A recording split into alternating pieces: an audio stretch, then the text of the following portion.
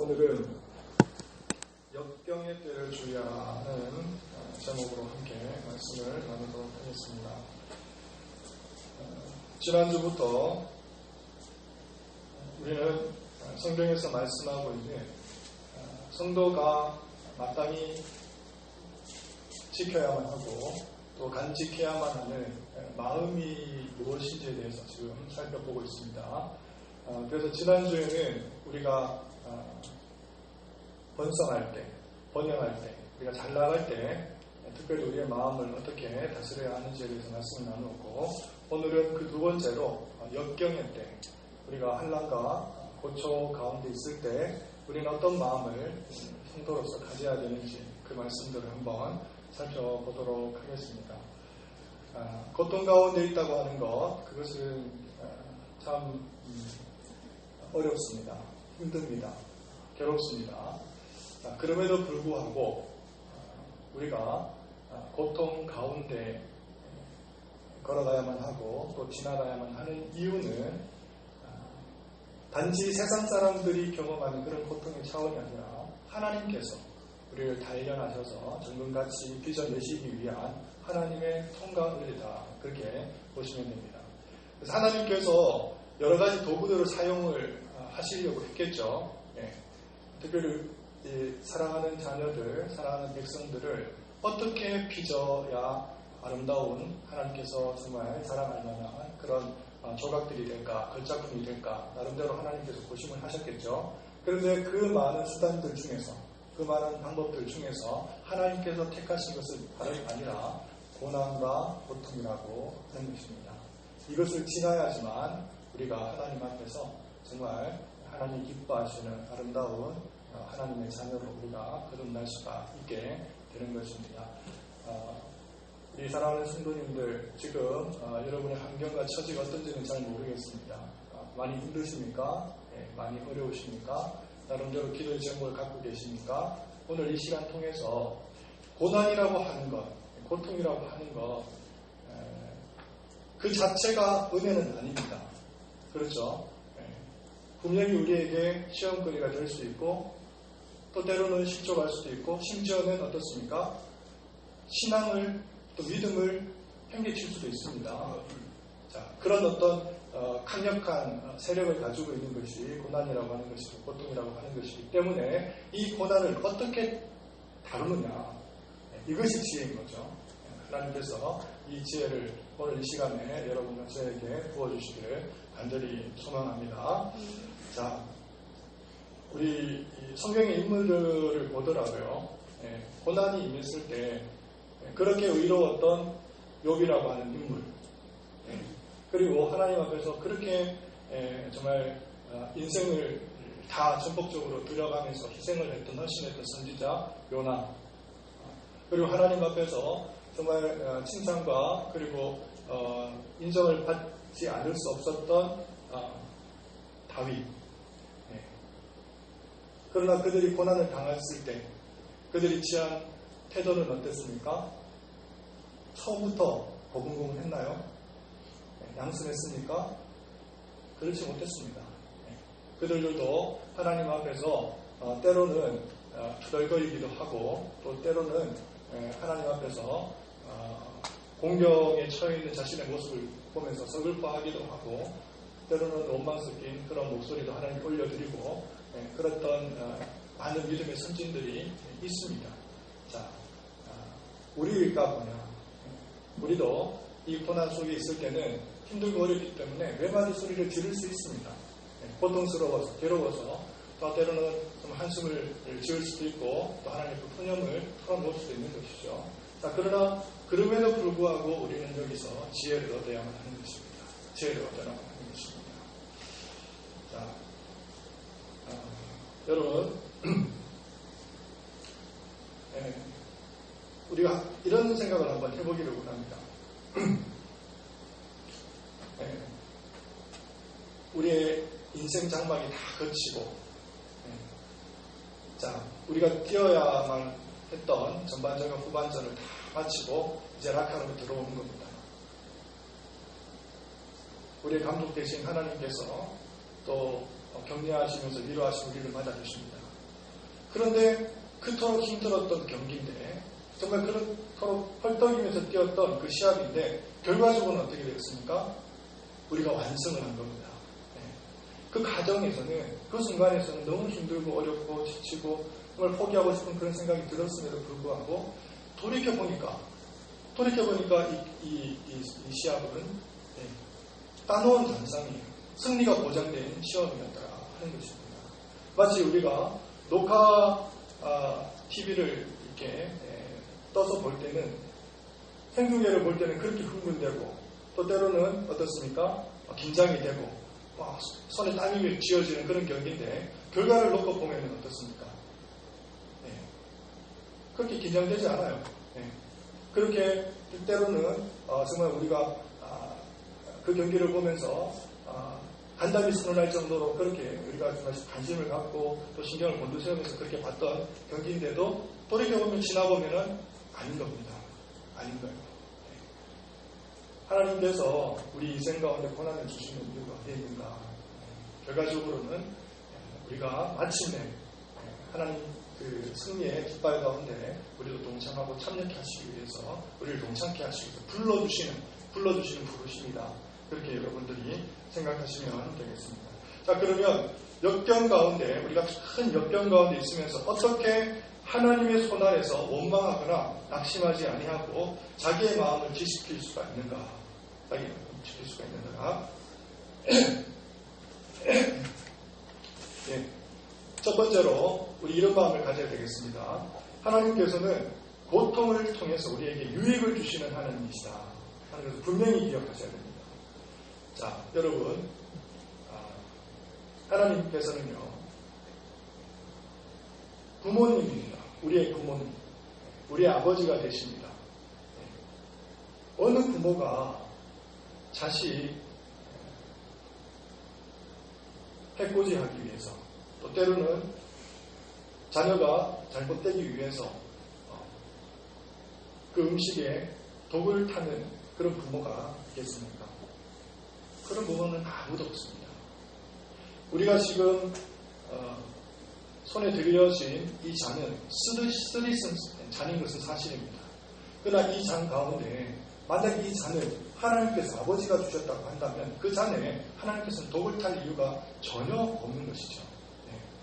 우리에게 이 잔을 하나님께서 허락하신 것은 우리의 영적인 건강을 위해서, 궁극적으로 우리가 정말 하나님 앞에서 은혜를 누리고 또 그 삶 가운데서 축복을 누리기 위함이지, 하나님께서 우리에게 또 때로는 우리를 시험케 하기 위해서, 우리가 넘어지게 하기 위해서 그런 일들을 하나님께서 한 번도 결코 허락하시는 법이 없다 하는 것을 기억하셔야만 합니다.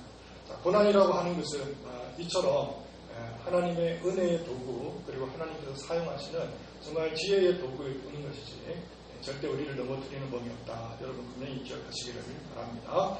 자, 우리가 어디에 있느냐? 우리 아버지의 품에 있습니다.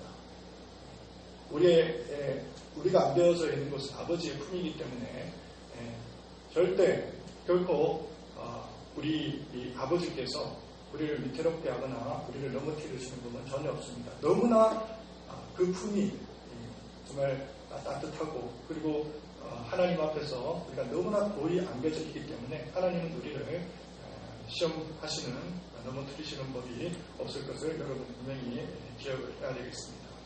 자, 우리가 두 번째 생각할 것은 무엇이냐 하면요, 하나님께서 큰 역경 가운데 우리를 두시는 이유, 그럼에도 불구하고 원망하거나 낙심하지 아니하고 우리의 마음을 지켜야 되는 이유는, 두 번째, 우리가 현재 가지고 있는 우리의 기중품, 우리의 소장품을 제함으로 말미암아 우리의 멸망을 막으시려는 하나님의 의도가 있기 때문에 그렇습니다.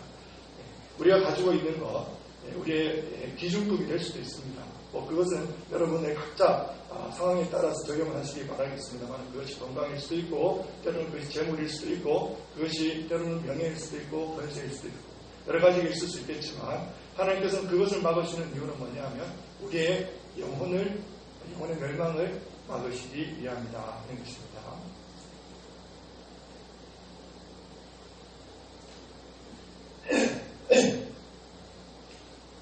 오늘 제목이 뭐냐면, 자, 한번 보겠습니다.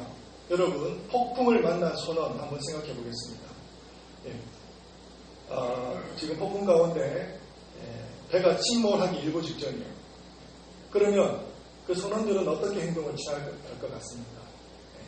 아무리 지금 배에 실려져 있는 그 물건들이 기준품이라고 할지라도 자기의 생명을 부지하기 위해서는 그 짐들을, 짐짝들을 버리지 않겠습니까? 당연히 바다 가운데로 던져버리겠죠. 살기 위해서는. 자, 또 한번 생각해 보겠습니다. 적군의 포위된 군사.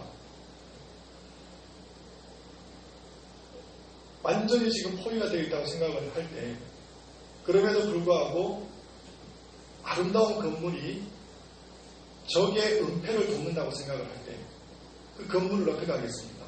쳐야 되겠죠. 무너뜨려야 되겠죠. 적을 이롭게 하는 건물이라고 한다면 당연히 있는 것보다는 없는 것이 낫습니다. 제거를 해야 됩니다. 또 우리 한번 생각해 보겠습니다. 지금 팔다리가 썩어 들어가고 있습니다. 어떻게 해야 되겠습니까? 지금 우리의 생명이 위태로운 지경까지 놓이게 되어 있다는 것이죠. 자, 그럴 때 이 다리를 그대로 내버려 두는 것이 지혜롭습니까? 현명합니까? 아니면 자르는 것이 현명합니까? 자르게 되었을 때 우리는 그 외과 선생님이 감사할 뿐만 아니라 심지어 돈까지 건네주는 것이죠. 이와 마찬가지로 우리의 생명이 위태롭게 되었을 때 그 무엇이 우리의 애장품이, 우리의 소장품이 돌이켜보면 아무것도 아닌데 그것이 사라졌다고 한들, 그것이 무너졌다고 한들, 제거되었다고 한들 하나님 앞에 우리가 원망하거나 불평하거나 하나님 앞에 손가락질하거나 하나님 앞에 그런 어떤 그 낙심된 마음을 하나님께 올려드릴 필요가 있겠습니다. 자, 이와 같은 원리와 원칙들을 생각해 볼 때 하나님께서는 우리를 살리시기 위함이다. 우리가 한번 생각해 볼 수 있는 건 이것입니다. 자, 세 번째입니다. 세 번째. 낮추심도 구원의 특별한 방편이다 하는 것입니다. 낮추심도 구원의 특별한 방편입니다. 우리가 큰 역경 가운데 있으면서도 어떻게 하나님 안에서 원망하거나 낙심하지 아니하고 자기 마음을 지킬 수 있는가? 낮추심도 구원의 방편이기 때문에 그렇습니다. 우리가 황량한 사막 가운데 거리렀던 이스라엘 백성들을 한번 또 생각해 보기를 원합니다. 결국은 그들을 바른 길로 인도하시기 위해서 광야로 이끄셨죠. 돌이켜보니까 모든 것을 거쳐서 경과하고 지난 날을 회상해보니까 그것이 모든 것이 하나님의 은혜였던 것이죠. 마치 그런 것과 같습니다. 우리 인생이라고 하는 것은 퍼즐과 같은 것인데 퍼즐은 따로따로 놓여져 있을 때는 이 그림이 무엇을 얘기하는지 잘 모릅니다. 다 만들어 보니까 이것은 예를 들어서 호수를 그려놓은 퍼즐이 될 수도 있는 것이고 아니면 웅장한 산맥을 그려놓은 퍼즐이 될 수도 있는 것처럼 하나님께서는 궁극적으로 우리를 낮추시는 이유는 어디에 있느냐 하면 우리를 구원하고자 하심이 있습니다. 우리를 건져내시기 위함인 것이죠. 구원은 뭔가? 구원은 건져내는 것입니다. 건져내는 것이에요. 자, 그러면 우리가 건져낸다고 하는 것을 어떻게 할 수 있는가?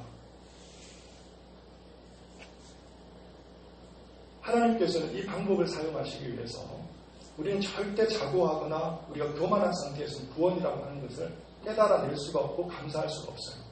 한번 우리가 깊은 수렁 속에 한번 들어가 봐야 죽음의 골짜기를 지나가 봐야 구원이라고 하는 것이 이토록 감사하고 영광스럽고 은혜스러운 깨닫게 됩니다. 자, 그렇게 하려고 하면은 방법이 여러 가지가 있겠습니다만 그 중에 하나가 고난과 고초를 지나가는 방법이에요.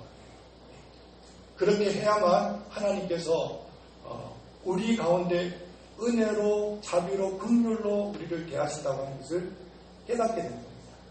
각성하게 됩니다. 자, 아무런 고쳐가 없어요. 너무나 평범해요. 그러면 우리의 마음은 어떤 상태에 들어가게 될까요? 나타나게 되지 않겠습니까? 안일하지 않겠습니까? 태만하지 않겠습니까? 그저 그런 삶, 하나님 앞에서 아무런 의미가 없는 것입니다. 우리가 구원의 은혜 가운데 하나님의 그 은혜와 은총을 우리가 경험하게 하시기 위한 하나님의 방식이 이러한 것을 여러분들이 또 가슴속에 상기하시기를 바랍니다. 자, 이제 네 번째입니다. 하나님께서 큰 역경 가운데 우리를 두시고 하나님의 선 아래서 원망하거나 낙심하지 아니하고 우리의 마음을 지키실 수 있도록 하시는 방법.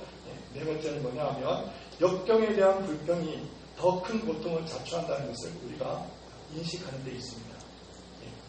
자, 여러분 보시겠습니다. 우리의 그 불평은요, 때로는 고통에 지르는 가시를 더하게 할 수 있어요. 무거운 짐을 지고 발버둥 짐으로 인해서 우리의 짐을 더 무겁게 할 수 있다는 겁니다. 우리가 얌전하기만 하면, 또 인내하긴 하면 그저 지나갈 고초인데도 불구하고 우리가 발버둥 치고 우리가 원망하고 불평함으로 인해서 훨씬 더 마치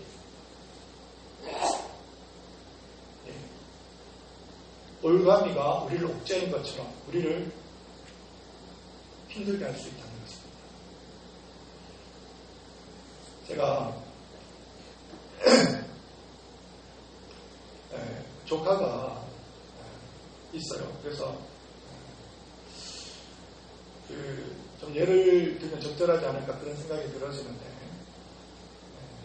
첫째 아이는 실력에 비해서 너무 담대합니다. 걱정이 없어요. 자, 그런데 둘째 아이는 실력은 있는데 너무 근심이 많아요. 그래서 시험을 이렇게 쳐보면요, 첫째 아이 같은 경우는 실력은 없는데 항상 결과가 좋습니다. 결과가 좋아요. 근데 둘째는요, 실력은 좋은데 결과를 보게 되면 항상 자기가 원하는 기준에 다다르지 못해요. 네. 자, 왜 이런 일들이 벌어질까요? 왜 이런 일들이 벌어질까요? 그것은 이미 자기가 근심하고 걱정할 때, 다시 말하면 불평과 불만을 내쏟을 때 우리는 이미 우리 에너지를 갉아먹는다는 겁니다.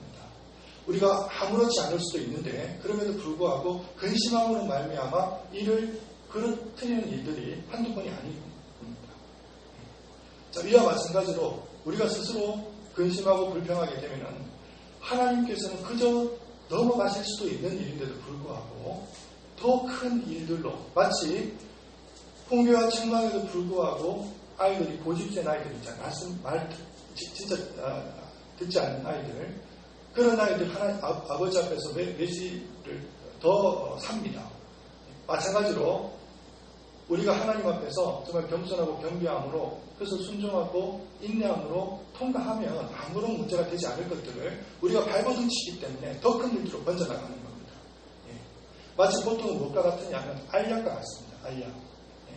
이 알약은 안에는 쓰리쓴 가루약이 있죠. 그러나 그 알약을 싸고 있는 포장지는 인내입니다. 그리고 순종이에요. 말없이 묵묵히 하나님을 따라가는 순종입니다. 그것을 삼키면 전혀 쓰지 않아요. 쓰지 않습니다. 그런데 이것을 어떻습니까? 불평이라고 하는, 결국은 하나님 앞에서의 장애물인데 씹을 때, 알약을 씹을 때 그냥 넘기지 않고 입으로 깨트려 버립니다. 이게 불평이에요. 그렇게 불평이 우리 심령 가운데 번지게 되거나 자리 잡게 되면은 쓰디쓴 맛이 인생 가운데 독소라고 하는 것들이 퍼지지 않을 수가 없는 것입니다. 마찬가지로 우리가 고난과 고초에 있음에도 불구하고 정말 하나님의 은혜 가운데 정말 순적하게 모든 일들이 넘어갈 수 있다고 하는 것을 기억할 때에 우리가 불평해서는, 또 불만을 털어놓아서는 안 될 것입니다. 이런 일들이 우리 가운데 있을 수 있음을 기억하시고 또 마음에 새기실 수 있는 저와 여러분 되시기를 바랍니다. 자, 우리 이제 마지막입니다. 마지막으로 이제 큰 역경 가운데 있으면서도 어떻게 하나님의 손 아래에서 원망과 낙심하지 아니하고 자기 마음을 지킬 수 있는가. 마지막입니다. 그것은 무엇인가 하면은 비교해 보는 겁니다. 대조해 보는 것입니다. 누구와 대조를 해봐야 되겠습니까? 우리와 성경을 같이 하고 있는 인생들 비교해 보는 겁니다. 다른 사람들. 과연 그 사람들이 나를 바라볼 때 오히려 내가 처해 있는 그 상황을 더 동경을 할 것인가, 아니면 자신이 있는 곳을 더 동경을 할 것인가. 우리는 마땅히 받아야 될 처벌이 있고 징계가 있는 사람들입니다. 그럼에도 불구하고 하나님께서는 긍휼을 베풀어 주셔서 그나마 살려두시는 거예요. 지탱하게 하시는 거예요. 유지하게 하시는 거예요. 그러나 우리가 지은 지혜대로 하나님께서 어떻게 해요? 보응을 하신다고 한다면 우리가 이 자리에 있을 수 있겠습니까? 불가능한 것이죠. 마찬가지로 우리가 처해져 있는 환경 속에서 그나마 하나님께서 이토록 살도록 은혜 베풀어 주셨다고 하는 것을 기억하고 생각을 할 때는 비교해보면 아는 겁니다. 마땅히 받아야 될 징벌이 있고 형벌이 있는데도 불구하고 그나마 이 길을 걸어가게 하신 것은 하나님의 은혜와 은총이 아닐 수가 없는 것이죠. 사랑하는 성도 여러분, 여러분 가운데 고난과 고초가 있을 수 있습니다. 그럼에도 불구하고 이것이 우리를 궁극적으로는 살리게 하시는 하나님의 수단이고 방법이다. 놓치지 않기를 바랍니다. 자, 그렇게 되어지면은 우리가 하나님께서 우리를 사용하셨다고 하는 것, 하나님께서 우리를 인도하셨다고 하는 것, 마지막 날에 감사와 찬양으로 하나님께 영광을 돌릴 수가 있을 것입니다. 자, 우리가 바른 자세, 우리가 바른 마음 갖는 것 굉장히 중요합니다. 어떠한 상황 속에서도 우리의 마음을 지키는 것 중요하고 불평하지 않아야 됩니다. 불만하지 않아야 됩니다. 하나님 앞에서 어떤 환경 속에서 원망하지 않아야 되겠습니다. 이 마음을 간직하실 수 있는 저와 여러분 되시기를 바랍니다. 기도하겠습니다. 사랑과 은혜가 풍성하신 하나님 아버지, 은혜의 말씀을 생각하면서 하나님 아버지, 우리가 고초와 고난 속에서도 또 때로는 역병 속에서도 어떤 마음을 간직하고 유지하는 것이 참 지혜로운 삶인지를 보여줄 수 있는 시간을 갖게 해주신 것을 감사합니다.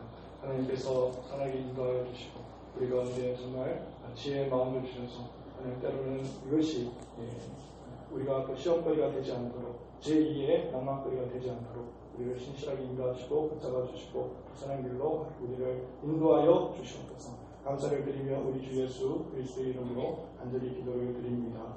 아멘. 이 시간에는 좀 아쉽습니다만 헤어짐의 시간을 가질 수밖에 없네요. 우리 그동안에 우리 찬양대와 그리고 예배의 반주로 섬겨주셨던 우리 윤희연 자매 오늘 예배 이후 사임을 하신다고 합니다. 그래서 그 길 쪽 하나님 앞에 선하게 인도하신 것은 축복된 길이기를 간절히 바랍니다. 자, 우리 찬송가 542장 부른 이후에 축도함으로 예배를 마치겠습니다.